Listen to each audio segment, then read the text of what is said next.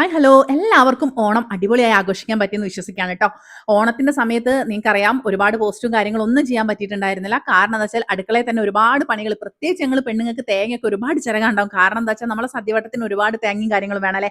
ഇപ്പൊ അവിയലാണെങ്കിലും അല്ലെങ്കിൽ പച്ചടി ആണെങ്കിലും സാമ്പാറാണെങ്കിലും സാമ്പാറിലേക്ക് വറുത്തരയ്ക്കാനൊക്കെ ഒരുപാട് പണിയുള്ള സമയമാണ്. അപ്പൊ നമുക്ക് വീഡിയോസും കാര്യങ്ങളൊക്കെ ചെയ്യാൻ ബുദ്ധിമുട്ടായിരിക്കും. ഞങ്ങളാണെങ്കിലോ തലേന്നേ പൂവൊക്കെ പിറ്റേന്നത്തേക്കുള്ളത് സെറ്റ് ചെയ്ത് വെച്ചിട്ടുണ്ടായിരുന്നു. രാത്രിയിൽ ഞാൻ അവിയലും പുളിയൊക്കെ സെറ്റാക്കി വെച്ചിട്ടോ.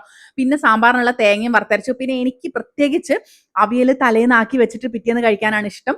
അതുകൊണ്ടാണ് അങ്ങനെ ആക്കി വെച്ചിട്ടുണ്ടായിരുന്നത്. പൂവിടലായിരുന്നു കേട്ടോ ടാസ്ക്. കാരണം വെച്ചാൽ പൂക്കച്ചവടത്തിൽ ഭയങ്കര തിരക്കായിരുന്നു. രാത്രി ആ സമയത്ത് ക്യൂ നിന്നിട്ടാണ് കേട്ടോ ഞങ്ങൾക്ക് പൂ കിട്ടിയത്. പൂ കിട്ടിയ സമയത്ത് ഓറഞ്ച് ചെട്ടിയൊന്നും തീരെ കിട്ടിയിട്ടുണ്ടായിരുന്നില്ല.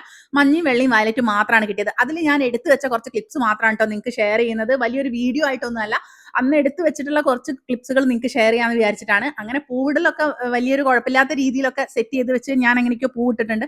കാരണം നമ്മൾ അങ്ങനെ വലിയ രീതിയിൽ വരച്ചിട്ടോ കാര്യങ്ങളൊന്നും ഇടാൻ പറ്റിയിട്ടുണ്ടായിരുന്നില്ല. ഒന്നാമത് പൂവ് തികയാത്തത് തന്നെയാണ് പ്രശ്നം. ഒരുപാട് കളേഴ്സ് ഇല്ലെങ്കിൽ നമുക്ക് അങ്ങനെയൊന്നും ചെയ്യാൻ പറ്റില്ല.